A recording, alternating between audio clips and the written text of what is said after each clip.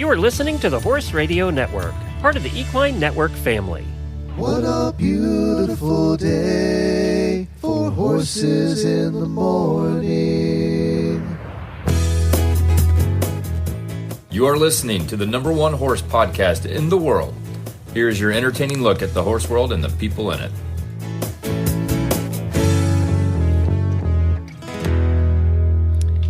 Well, good morning, everybody. I am Glenn the Geek in Ocala, Florida. And I'm Jamie Jennings in Norman, Oklahoma. You're listening to Horses in the Morning on the Horse Radio Network for Wednesday, August 20th, episode 3758, brought to you by Poseidon Animal Health. Good morning, horse people. Ah, Wednesday, the day we cover Glenn's favorite topic, horse health. And Jamie makes you feel better about yourself with the latest weird news from around the world. Let's go! Happy Wednesday! Well, good morning, everybody. Thank you for joining us today. We have some auditors helping us out in the show today. Auditor Amy does the final State Line Tack Product review for 2025 of the Shires Moretta Gianna tall riding boots. I'm a little concerned about these because they're tall riding boots for $160, so we'll see how they were. Auditor Charli Ann tells us about her work as Scientific Publications Coordinator at the AAEP. Again, you know, our listeners are smarter than us, so we're going to find out exactly what she does. And we have some mighty weird news. You have a bunch of mighty weird news, right? Oh my gosh, 2 weeks worth, so we got to get to it. There's no Auditor Post Show today, and I'll tell you why, is because I have my final cancer CT scans that I get every year. And if these are clean, then off the hook for 3 years. So let's hope they're clean and all's good. Can you guess what my nightmare hobby would be? Okay. Pronouncing people's names correctly on a loudspeaker. Number one. Anything to do probably with bugs or snakes? Yes. Number two. You ding, ding, ding. You got it right. Man, do I know you or what? Yes, you do. Well, every year, because pythons are a big problem now in the Everglades. They have the Florida Python Challenge. It lasts 2 weeks, and they actually give away prize money to the person who catches the most pythons in 2 weeks. I mean, if this is not the ultimate Florida man, Florida person challenge, I don't know what is. Like, hey, y'all, here's what we need you to do. We gonna give you some cash if y'all walk out in that swamp there and catch some snakes. Hell yeah! Big snakes. Awesome. Really, really big snakes. Really big ones. Well, the ironic thing is the person that won this year is a badass woman. Her name is Taylor Stanberry, and she looks in the pictures like she might hit 5 foot maybe. She is tiny, and she made history as the first woman to win the ultimate grand prize for the Florida Python Challenge, capturing a record, are you ready? 60 pythons in 10 days. What? A total of 294 Burmese pythons were caught during the 10 days. And, you know, they're a serious threat. They eat everything. Basically, anything that moves, they'll eat. Birds and rabbits and, you know, any other critter that's in the Everglades. They're invasive. Like, I don't know, people start dropping them off and they have bred and, oh my gosh. And some of them are 15 to 20 feet long. I mean, they're enormous. So this person, she actually has a YouTube channel called Toby's Troop, Tobies Troop, and it's her and her husband. And let me tell you, if you don't like snakes like me, do not even go to this YouTube channel. Did you watch it? I couldn't. I looked at the videos and went, nope, I'm out. So question, I know I'm not supposed to ask deeper questions usually, but do they catch them live or do they? I don't know. They dispatch them all. They all get dispatched. They don't, because where are you going to rehome them, right? So, I mean, are they shooting snakes out of trees or something? I don't know. I don't know exactly how they do it. I don't really want to know. I would like to book Taylor Stanberry on the podcast. So if anybody knows her, please, we need to have her on. One-on-one episode with her without me. Oh my God, I want to. She would probably be interesting. Her YouTube channel has a total of 150 million views so far. So somebody's watching her and the snakes. It's all about, apparently they have a sanctuary and stuff, but she does this on a regular basis. A fun night is going out in the Everglades and, killing pythons. That's a fun night, apparently. Oh, my God. So, I have to talk to her. Better her than me. And she's so tiny. Just noticeably tiny when you see her standing with other people. Okay. So, badass, though. She's my new hero, and we're going to have her on, and it probably will go poorly, but I'm going to try to get her on. Let's do it. I don't think they eat pythons either. I'm not sure what they do with them after. See, we have so many questions for Taylor. Yes. All right. Well, Daily Winnie time.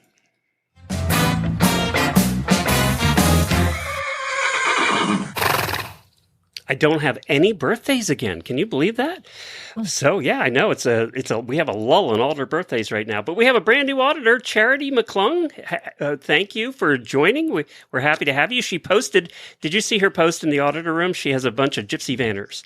And, God love her. Yeah, so it looks like she posted a bunch of great pictures in there. So thank you, Charity, for joining up. Apparently, she's listened for a long time. Also, I want to give a Daily Winnie to dressage rider Pam Goodrich and her horse Lamborghini, nicknamed Zoomy. They have officially joined the Dressage Federation's Century Club. And of course, that is when the rider and the horse's age combination reaches 100 years old. They rode at the Green Mountain Horse Association Dressage July Days, and they did third level test 3. And she is 72 years old and her horse is 29 years old. Still riding level 3 dressage. That's pretty good. So congratulations to them.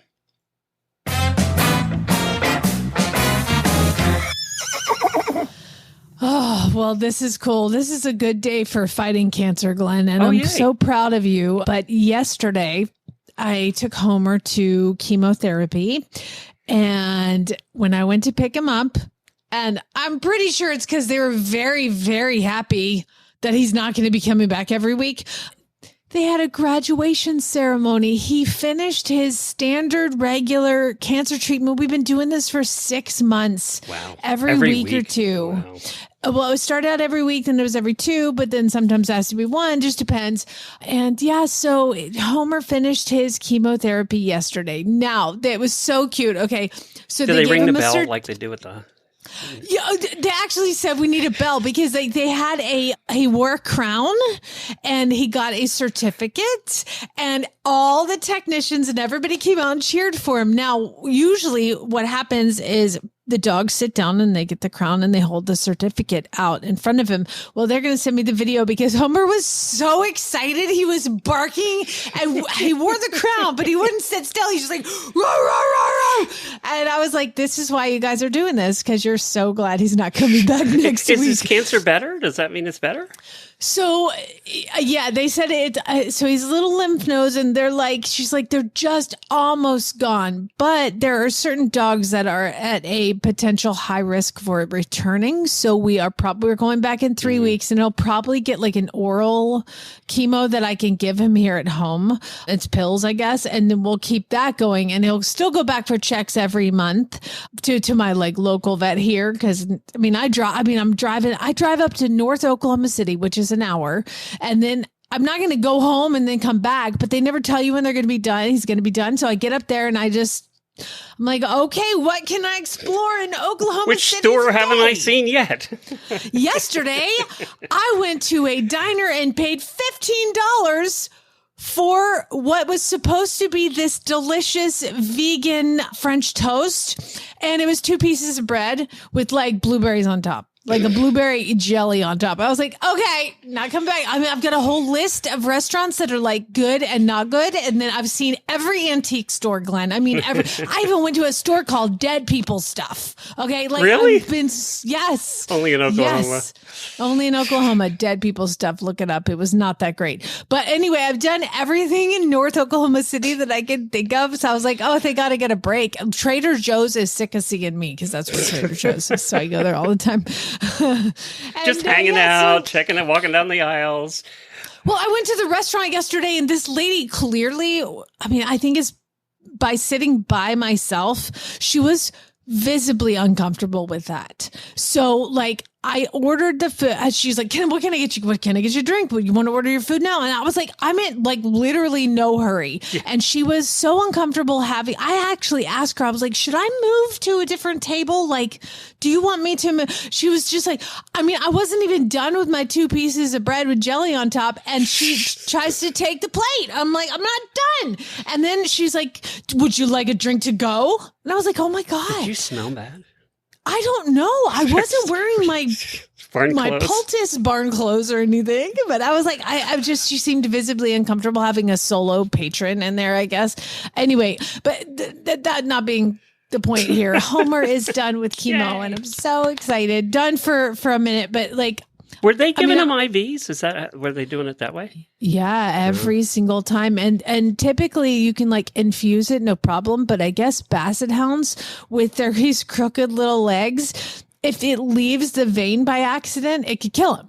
Oh. So they have to fully sedate him and then put it in. Oh. So he's been through the dang ringer, this poor dog, and he still is like so happy and he barks and he's so excited. It is weird. Like you would think he would hate me because I take him to the vet every week, but I think the only thing he remembers is I'm the one who picks him up. So he's like, you saved me. I have nothing to do with taking him there, but you saved me, Mom. I love you so It's good basset hounds are not very bright either. That probably helps. Oh, God love him. He's so cute. He's so cute. But yes, he's not going to solve a puzzle or anything. The picture you sent me last week when I was in Dallas, that was me holding him when he was a puppy, right? Yeah. When we visited you, you had just gotten him. He was tiny. Yeah, he was like 8 weeks old or something. He's he was so super cute. Yeah. So yay! Congratulations, Homer. Good job, Homer. Yeah, it was so cute. I got to get this video. Y'all will just love it.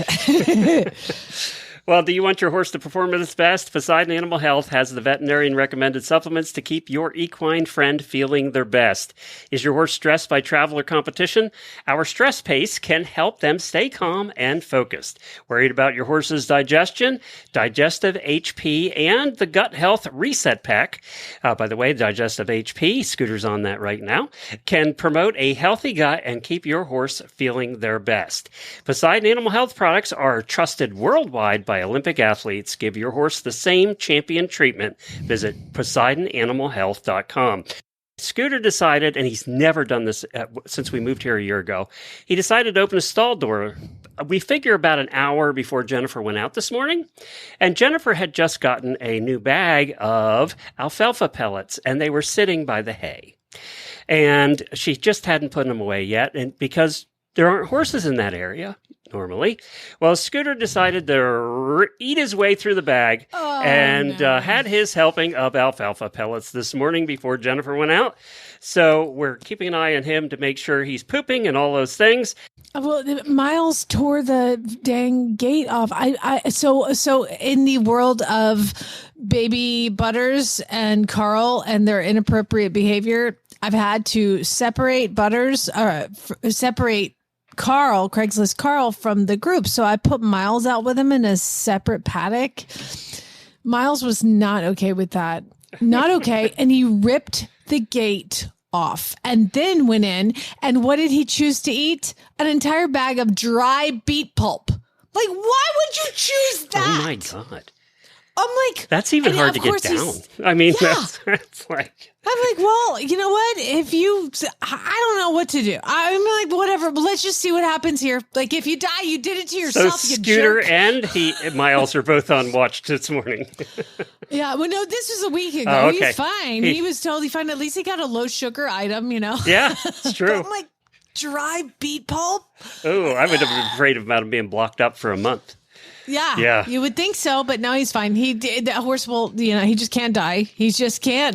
As many times as he tries to kill himself, he's fine. Dr. Aaron loves beet pulp, but I don't think dry in I don't think- an entire bag at a time. I don't think that's the recommendation.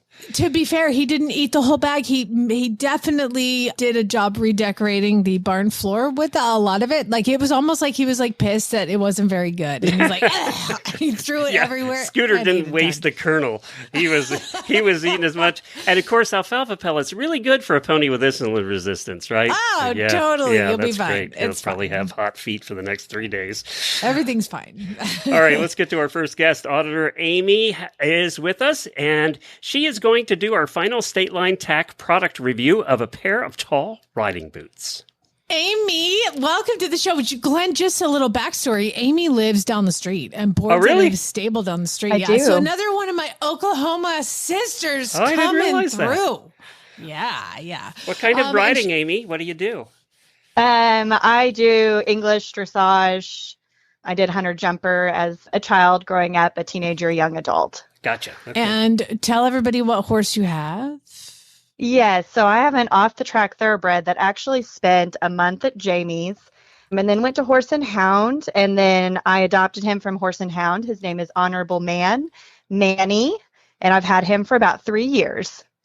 Manny is the horse, Glenn. If you probably don't remember this story. So this family brought me this horse to train, and the husband unloads the horse, and it's this big, beautiful bay thoroughbred, and they get him out of the trailer, and the husband hands me the horse, and he's there for a month to be like, I guess he had some behaviors and whatever, and the husband hands me the lead rope, and he goes, "We don't want him back." And I was like, excuse me. That's not how this works. We don't do that. Okay. They paid me and then handed me the lead rope and said, "We don't want him back." And I was like, okay, well, this is a problem. So he's here. And I'm like, he's fine. Like he's a really good boy. It's just, they were trying to do hunter jumper shows and lunging the hell out of him and just doing all this. And he would get really stressed. And so I called Nelson Horse and Hound, and I'm like, I have this really nice thoroughbred that somebody could really like. He's really nice. He'll get adopted in like 5 minutes. So we were able to facilitate his adoption through Horse and Hound. And guess who adopted him? A volunteer. Yes, I'm a volunteer at Horse and Hound, and so Nelda asked me to go grab him to work him in the round pen, and as soon as I grabbed him, went out and caught him, it was love. So I couldn't leave without him. Hey, that's a cool story. Yeah. Yeah, it was so great. I was like, and these people, like, they just left him. I was like, he's such a nice horse. And Amy, but you know what? If it wouldn't happen like that, Amy wouldn't have meant to be. her little bestie. Absolutely. And he's become, he is such a good boy. I mean, my 9-year-old tacks him up and catches him for me. And, my kids help me with him. And, we haven't done anything fancy. Honestly, he just needed to be able to be let down and be a horse and be loved on and learn how to not be anxious. And now he's a great boy. Yay. Yeah, it's so good. So good. So, I mean, obviously, are you out with Manny and your Shires, Moretta, Gianna, tall riding boots? Yes, we are. So tell us about these boots. Yeah, so I actually I have bought these boots, this brand, before in just a paddock boot. And so I was really excited to try these because I loved my paddock boots. So I ordered them based off my sizing. I will say that when I measured, because this was came back to riding as an adult. So I'm not an adult beginner because I had a lot of show career as a child and teenager, but I had not ever bought tall boots as an adult. I'll just say that. Anyway, so I really, did all the measurements and did everything. All the measurements that were posted on the website were completely accurate. The boots came well packaged. They are beautiful. They're aesthetically very pleasing. The zippers are very nice. They have some stretch panels in them, which I really like. And so they are the zip actual, boots? They are zips? Yeah, they Okay. zip up the back. Okay. Yeah. They're super And pretty. they're really pretty. And the foot is really like stable on them. So like the toe box and the heel are very stable. They're very nice. I really enjoyed them. I will say, when I said that there was, one room for improvement, it's more on my side, I think, just because I had not purchased tall boots before. I think next time I would size like a half a size up just for the toe box and the heel because they are so fitted. So yesterday, funny story, I wanted to get one more ride in on them. So I went out and got Manny, and we went out to go work, and I was ready to ride him. And the cold front came through because we had a cold front come through in Oklahoma. It was laughable. I mean, like, it dropped like 4 degrees. Yeah. That's, Cold front. Listen, okay, Jamie. Manny, are you being dramatic, Manny? Manny was very dramatic. He got very dramatic, and I asked my 9-year-old to bring me the mounting block, and she came over and brought it to me, and she goes, "Make good choices, Mommy." And so I thought about it for just a minute, and then my trainer was giving a lesson, and she came over and looked at me, and I was like, "Don't worry, I'm not going to get on him." And she's like, "I think that's probably a good idea." So I made a good choice, and I did not ride yesterday, but I did do lots of groundwork in my tall boots. I got to tell you, when I sent these to you, I was concerned about anytime I see a tall boot go out that's $169. I'm worried about the tall boot because it's cheap. I mean, that's cheap for a tall boot. And and a lot of times you get what you pay for, but it sounds like you actually like these. Yeah, I mean, I did really like them. Like I said, they were well made for the price. I've had this brand before, and so I kind of expected, that it would be, it's, again, not high quality, but like good quality. I think it'll last. I'd be happy to wear it in a clinic or, a schooling show, something of that nature. And the foot was actually really well built, but I would size up just a half a size just for the foot. The fact that you got close ordering a pair of tall boots online is a miracle. Well, yeah, the measurements were all correct online, so I was very pleased with that. What I like about them is they have that kind of athletic shoe bottom as opposed to I grew up in the riding and showing in the 80s, and the tack was so uncomfortable. It's like hard wooden bottoms on your boots, and you had to pry them up. We used to have to put baby powder in our boots, just to even get our foot in there. Who thought? And then these look so kind of pliable, and they have a comfortable athletic kind of shoe bottom. And yeah, I mean, $169 is not cheap, it's for a pair of tall boots. It's pretty cheap, though. I mean, it really is. I've had tall boots, Glenn, that were $40, and they were on clearance on a website, and I was like, "Oh my god, these are great!" And they fell apart. I stopped by one of the tall boot stands at Wisa last week, and the starting these were Italian. The starting ones were at $1,250. Well, that's stupid. Yeah. Okay, that's and they went up to $4,000. Oh my gosh. Yep. I think I'll take my shot. You know what? I think that these are the kind of boots I should get because the way that I take care of my tack, I probably need to have some that are about, 2 for 1 as far as the Ariats go. But no, well, Glenn, I'll really say, nice, and you know what? Yeah. Oh, I'm sorry. I was going to say, Glenn, for a low maintenance Oklahoma girl who is still, not heavy into, showing and doing all of that stuff, I think these are a perfect purchase. Yay. A nice little splurge for somebody that is just getting back into riding, or Jamie doesn't take care of her tack. That would just really, really, really be a good fit for them. I would certainly buy them again. The one thing that goes bad quickly on these, and when tall boots first started coming out with the back zipper, we had our tack shop when they were coming out with the back zipper. And one of the problems they had is the zippers weren't very good, and they tend to break. So your zippers held up? Yeah, my zippers held up. Good. I actually wore these boots to a party, too, and I dressed up as Equestrian Barbie. And a non-horsey person that was my roommate was able to zip me up into them with no problem either. So yes, the zippers were excellent. Amy, let me remind you, pics or it didn't happen. I loved when zippers came in because we did have our tack shop back then, and I cannot tell you twice I had trying on boots on a woman, and they always think their size is smaller than it really is, and they insist that you try and get that damn boot on. And I get it on, I couldn't get it off. 2 times I had to cut the boots off. Because you guys always think that you need a smaller size than you actually do. Don't you put Amy and I up in that category, okay? Listen. I measured, Glenn. We're not bougie. We're Oklahoma, right? Okay? That's right. Shopping at I'm not going to go any further, but I would like to say that I'm glad these worked out for you, and I need a picture of you dressed as Barbie. Okay, yes, I will supply that for you. Well, thank you for doing this, Amy. We really appreciate it. And then enjoy your boots. Awesome. Thank you both. This Horse Health Report is brought to you by Daily Dose Equine, non-GMO core nutrition for horses and ponies of all ages. Today, we have another auditor with us. Her name is Charli Ann, and she is Scientific Publications Coordinator at the American Association of Equine Practitioners. Charli, I always say that our listeners are smarter than us, and here you are to prove it once again. Oh, I'm not sure about that. You guys have done a great job with this program, and certainly that takes a lot of intelligence. It might just be a different skill set. I think it's a much different skill set, actually. So when I saw that you worked there, I thought, we got to have you on because I don't know that we've had too many people on that are actually part of the AAEP. Can you kind of, for the two people that don't know listening from a foreign country, what is the AAEP? Well, they might know in a foreign country as well. We have members and people who submit paper to us from all over the world. But it is the American Association of Equine Practitioners. It was founded in 1954 by 11 charter members with a goal to protect the health and welfare of the horse.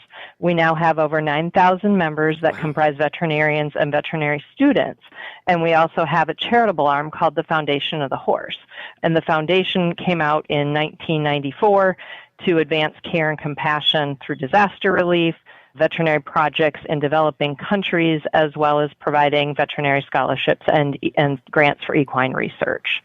Well, you listen to the show. You know we have vets on almost every week.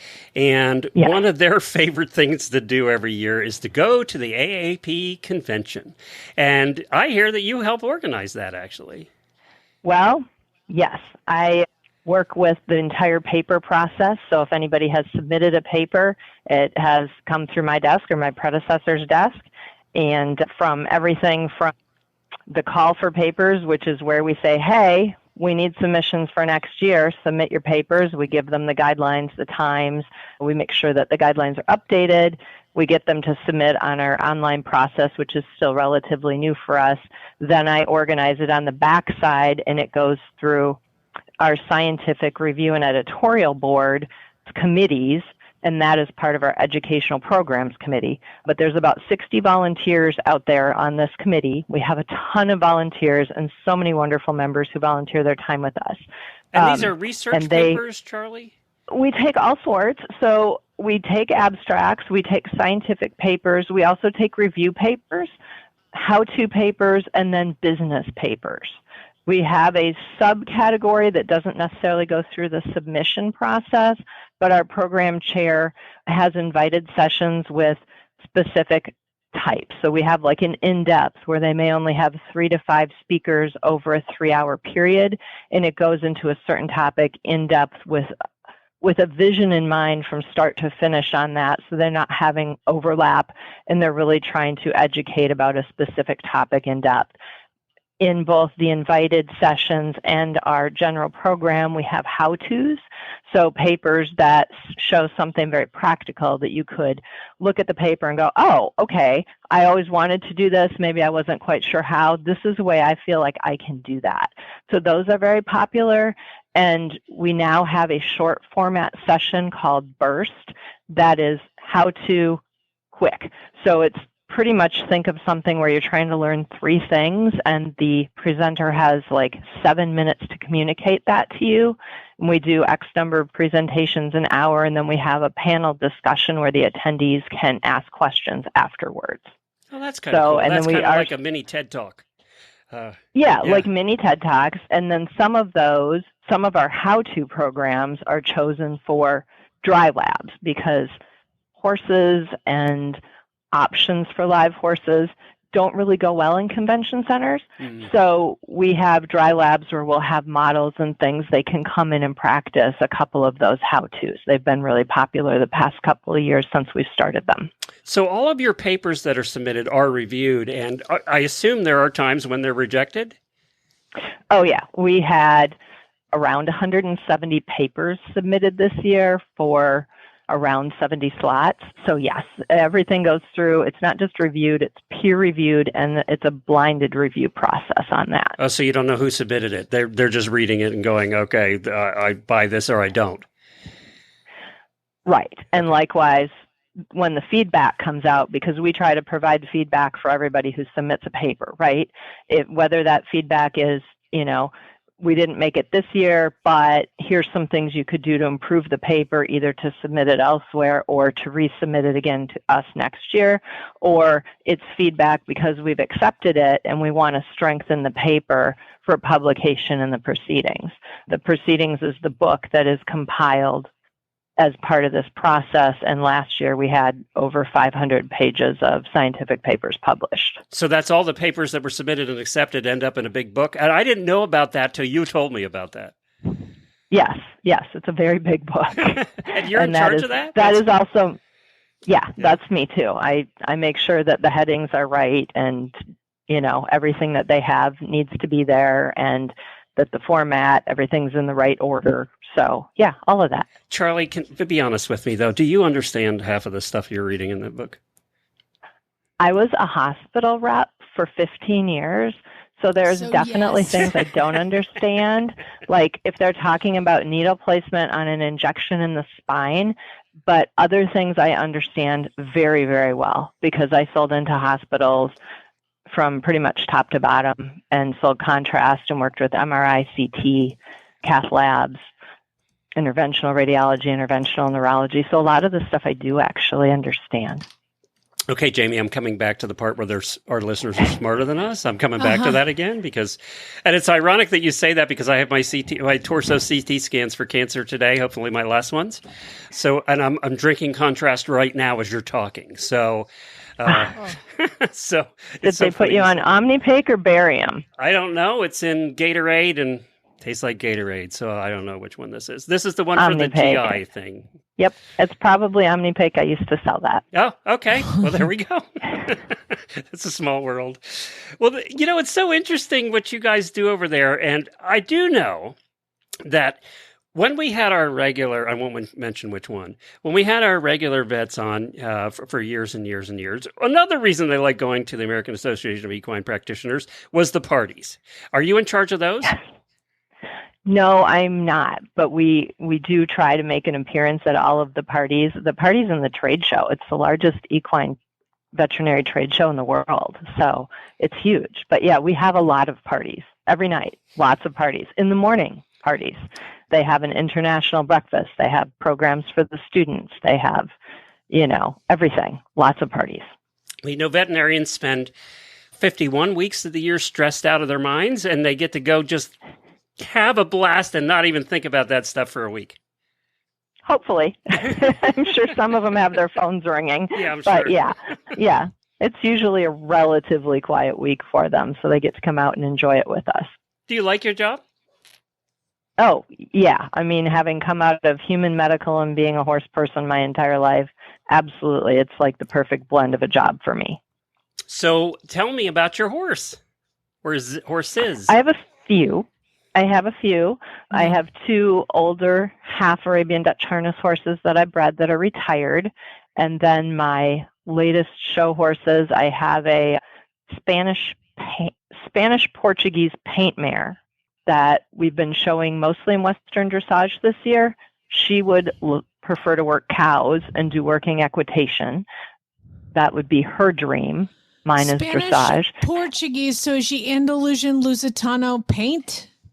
Yeah, the sire is what they refer to as an SP cross. Oh, wow. I want to see a picture. That sounds pretty. Yeah, and she's extremely unique because she's a blue-eyed dunskin, and she doesn't have any white around her eyes, so she's got eyeliner around her eyes. Nice. She has her own social media. You can look at her anytime. Well, tell us what it is. Yeah, tell us what it is. I'll put it in the show notes. Sure. Frankie Girl Horse Stevens. Frankie Girl. It's at least under FRANKI. Okay. Girl Horse Run Together Stevens in Facebook, but she also has, I haven't done much with TikTok lately, but she also has an Instagram. Okay. Frankie Girl Horse Stevens. We'll check that out. That's cool. That's very cool. So and then I ride and then I have a half Frisian. Yes. Yeah. This year's been the first year I've shown it because I come from more of a classical background, and my half Frisian is seeming to do well, we can't find a saddle to fit his short back. So he's seeming to do better in classical, and we're just going to leave him there for now. But yeah, the mare has been doing very, very well with me. Oh my gosh, she is amazing looking. Wow, I found Frankie Girl Horse Stevens on Facebook. Thank you. She thanks you too. That's funny. She's quite a diva. Well, we appreciate you joining us today. And we also thank you for listening, and being an auditor. Thank you for that as well. Well, thank you guys so much for the opportunity and, for bringing AAEP into the fold. It's always good for us to get our name out there because horse owners don't necessarily know us, even though we're now doing horse owner webinars quarterly.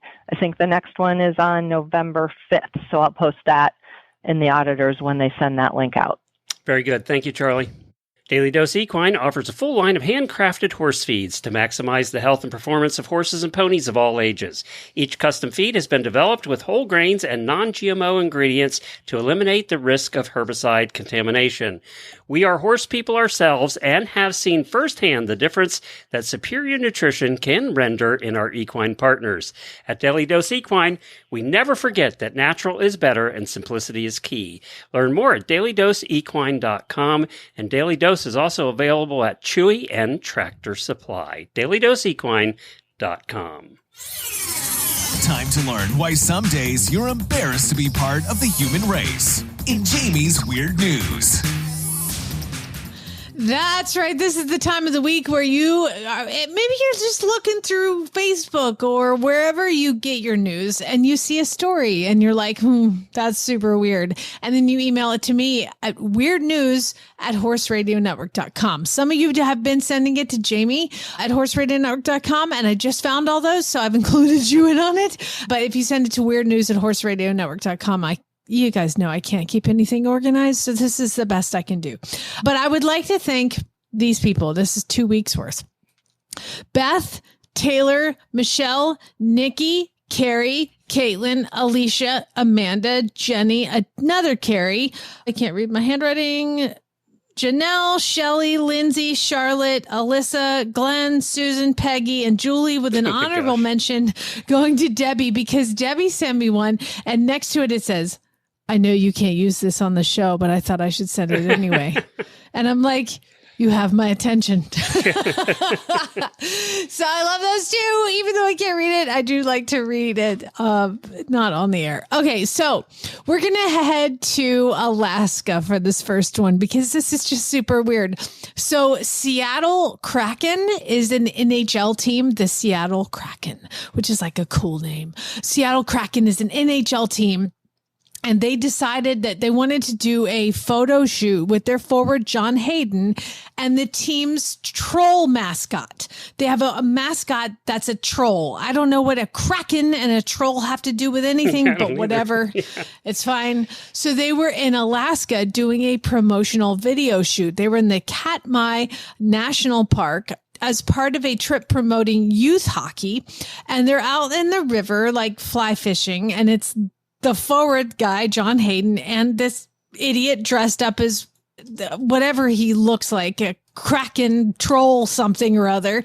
Anyway, I don't know if you guys know how I feel about people dressed up in mascot costumes, but it's my biggest fear is people in costume. It's unexplainable. It's crazy. I don't know. I don't like it. Well, apparently somebody else in the river didn't like it. And that would be the grizzly bear that was across the river. Oh my God. Who saw the troll kraken thing out in the river and charged. Glenn, the photos are incredible because it's this stupid guy, this stupid costume, and you can see the grizzly bear in the back in the first picture. Second picture, he's getting closer. Third picture, he's in full run getting closer. They ended up all apparently in the video, they're like, oh my God, you can hear somebody going, oh my God. And you see the forward guy, he's fishing. And then you see the stupid guy dressed up as a troll and they're looking Who back probably and then they're can't running. see very well out of the troll outfit, right? Hopefully you could see the giant grizzly bear running at you. So the bear charges him, splashes through the water, and they're like, what are we going to do? We can't run. And I guess it turned away right before making contact with him. They kept filming, of course. And they posted the video, and they're using this as their promotional photo shoot. I gotta say that the troll outfit probably needed a new one after the guy went in his pants. Oh, he was in waders, so it was stuck in there real good. And they did post it and said no trolls or bears were hurt in the making of this video. I see the picture. Holy crap. Yeah, right? Did you Google it? Yes, I see the picture. Yeah. They're all like looking back like, oh my God. And this you know what? grizzly bear is full sprint. When they're in their full sprint and have that attitude on, you're like, oh my God, I'm going to die. Oh, yeah. Like you're going to die. And the other two fishermen in this picture are just standing there watching right beside the troll dude. And it's like, I would have been. Oh my God.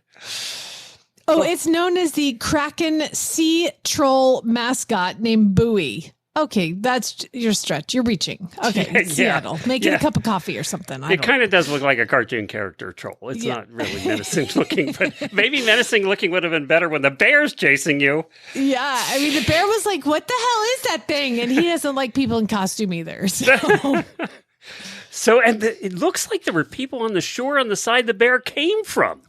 Yeah, and they're continuing to film. Everybody's filming. Apparently, it just popped out of the woods, saw them, and was like, "Ah!" And like, it's funny. It went right after the costume dude. Yeah, of course. Hey, if you're gonna drink or do drugs, stay home. Okay, just stay home, because where is this? San Fernando Valley.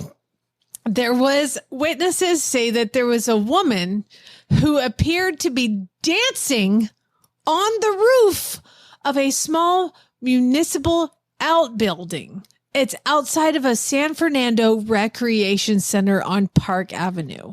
And everybody's watching this idiot standing up on this roof, this drunk chick dancing. Woo! Dancing on the roof. Crash! Boom! She falls through the roof. Duh. Of course she's going to fall through the roof. However, unfortunately, she fell through the roof, but not all the way through the roof, and required 911 to be called. So the Los Angeles Fire Department rushes out to try to get her. They can't get her. They can't get her out of the roof. So what happens? They radio back. They're like, hey guys, we got a woman stuck in roof out here. They dispatch Sky 5 helicopter. They start circling over the head of this small outbuilding where this drunk chick fell through, and the LA Fire Department is trying to free her. It took them over an hour to get this trapped woman. It's almost like, do you remember baby Jessica who fell in a well? Yes. Yeah, and all the media attention. This idiot who climbed up onto the building, an outbuilding of a recreation center, probably housed like footballs or something, falls halfway through the roof, can't get out. Could you imagine how embarrassing that is to have a helicopter flying overhead while your dumb drunk self is stuck in a roof? The LA Fire Department, they ended up having to get a rope system, get the rope system to her, hook up some sort of hoist, and lift her straight up. And the picture is her. She looks like she's been hogtied, and her hands are above her head, and they pulled her out. Her shirt has fallen down, and the firefighters are trying to cover up her boobs. I was just going to say, the only thing that would make this what would make this a Florida story is if she was naked. That would have been a Florida story. She ended up, I will tell you that this is the last sentence of the article. And there were so many articles that came to me that had more questions than answered. And this was kind of one of them. But here's the end of it. The woman, believed to be about 30 years old, was not affiliated with the recreation center or in any official business. No further details about the woman or why she was on the roof were provided. She was recreating, all right. She was recreating. Oh, my God. Yeah, that would have been a Florida story if she'd been naked. That was the one thing that was missing. We're going to go to Biola Battery, Alabama. And I can't hear Biola Battery, Alabama and not think of Forrest Gump. So as soon as I saw this story, I was like, Biola Battery, Alabama. So this is not a story about Forrest or any of his people in Biola Battery, Alabama. This is a story about Kimberly Valente Aviles. And Kimberly was in a relationship with her boyfriend, and he broke up with her. And apparently she was fairly upset by that. I do have her mugshot, which I love it when they're provided. It makes me so happy. And Kimberly Valente Aviles looks like she'd be the kind of person to do this. So I guess her boyfriend went to work and he parked in the parking lot of his work, which has cameras everywhere. There's cameras everywhere. And so she was filmed as she drives into the parking lot, gets out of the car with something that appears to be or was on fire. And then she walks up to the car. I don't know if she's got a key or how she got it in the car, but she took said item that looks like a giant amount of paper, opens the car door, chucks the on fire paper into her now ex-boyfriend's car, and then runs to her car, gets in, and speeds out of the parking lot. Kimberly, there's cameras, honey. Everywhere. I'm watching the video now. You're right. Yeah, See, it's so fun to watch this stuff. About 6 minutes goes by. Somebody notices, hey, that car's on fire. And he runs in the building, comes out with a fire extinguisher, and he comes out and starts extinguishing the fire. Well, clearly, this man looks at the video footage and he's like, oh my God, that's my ex-girlfriend. She's crazy. And they then decide to do a manhunt for Kimberly, who evades police for 2 whole weeks. She left town. She decided to come back to town because she decides that, you know what? I think we can work things out. And she goes back to the boyfriend and he's like, 911, she's here. Do you think, and all I could think was like, oh, he totally played her. They probably, like, he knows she set the car on fire. And then she leaves and she's like, I got to get out of here. And her ex-boyfriend starts texting her like, hey, baby, I think we can make it work. I think you should come back. I really miss you. I want to be with you so bad. And she's like, it was a police sting, Glenn.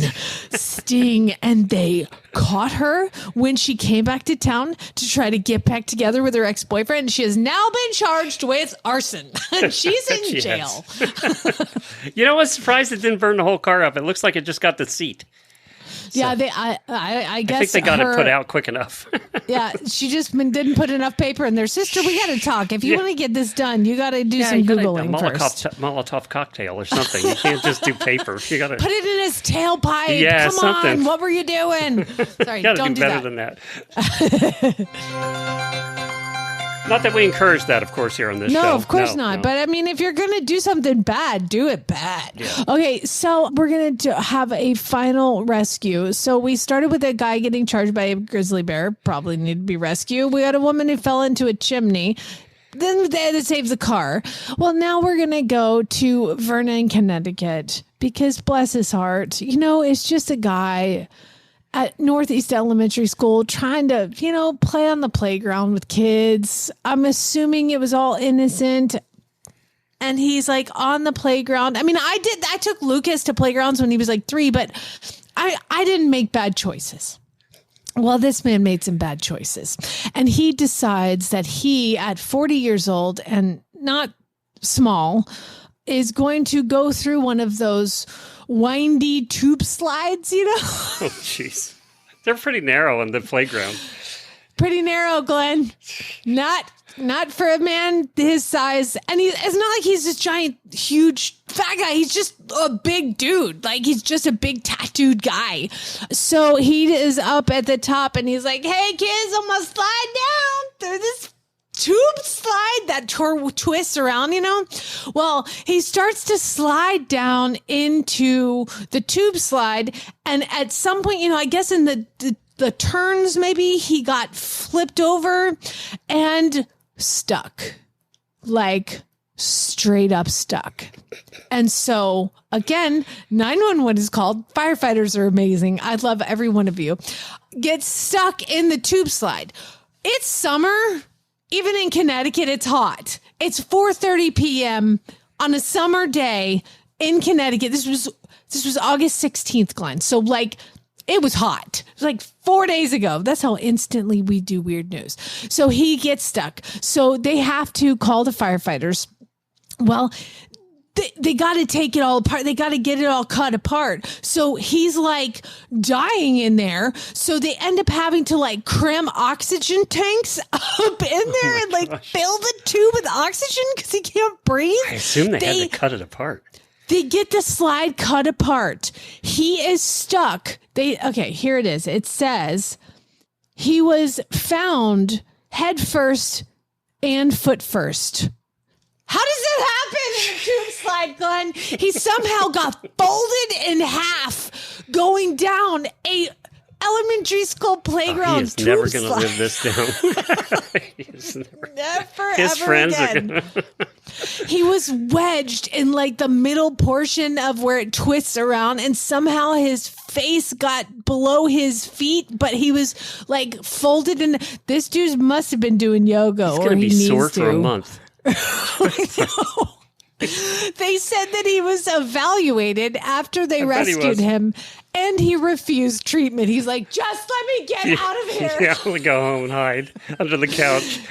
The helicopter was not dispatched, and no further information was released. He's never going to the park with the kids again. Oh, damn kids. I wonder if he's a grandpa. You know, he could have been a grandpa. Like, he's out there just trying to play with his grandkids. But anyway, I would the like kids are going to go, I want to go to the park. And he's going to go, hell no, I'm never going there. No, I'm never going there again. Debbie, Beth, Taylor, Michelle, Nikki, Carrie, Kaylin, Alicia, Amanda, Jenny, Carrie, Janelle, Shelly, Lindsay, Charlotte, Alyssa, Glenn, Susan, Peggy, and Julie. Thank you guys all for sending me weird news. If you see any of this next week, send it to weirdnews@horseradionetwork.com. Well, there'll be no post show today. As I said, I have to go for a test. Sorry about that. Good luck, buddy. Thank you. We will have the Equine Affair episode tomorrow. I helped do that one, and it's a good episode, actually. We had the most fascinating vet from the Northeast on, talking about some cool things that they're doing now, including how they're using AI at vet offices now. So that was interesting. I also had a friend send me, oh my God, I can't believe you got this guest. I can't wait to listen to this episode. I love this person so much. I follow all of her Facebook and all of her media. And I was like, that's a Quarter Horse episode. That's not mine. That was yesterday. So she can listen to yesterday. Yeah. I was like, yeah, that wasn't me. She was like, oh man, I had so many questions for you to ask her. So apparently that was a good one too. And we'll have Friday, we'll have some really bad ads for you as well. I have a good news story for you at the end of the show today. It's about Jason Brown. He was a football player at the NFL. $37.5 million NFL contract, and he decided to just hang it up. He walked out on his contract. He decided that he was meant for more than just playing football.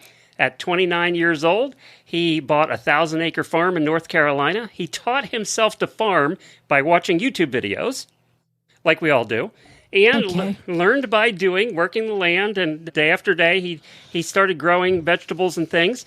And today he runs First Fruits Farm, where he doesn't sell anything. He's never sold a crop. He gives it away to homeless shelters. So he has now donated over 1 million pounds of fresh produce to North Carolina homeless shelters. And he says that he's happiest as he's ever been. And he's enjoying his farm, and he's enjoying farming and doing all the produce, the fruits and vegetables, actually, he does.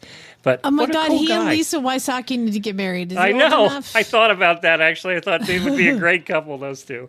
But yeah, he just walked away from his contract. Apparently didn't even finish it and lost millions of dollars by doing that, but he's doing something he he loves should have now. stuck it out. Then he would have had more millions to put in. I think he was doing all right, I guess. Okay. He could probably do Gotcha. this.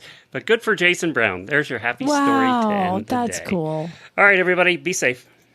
Spay, neuter, and geld.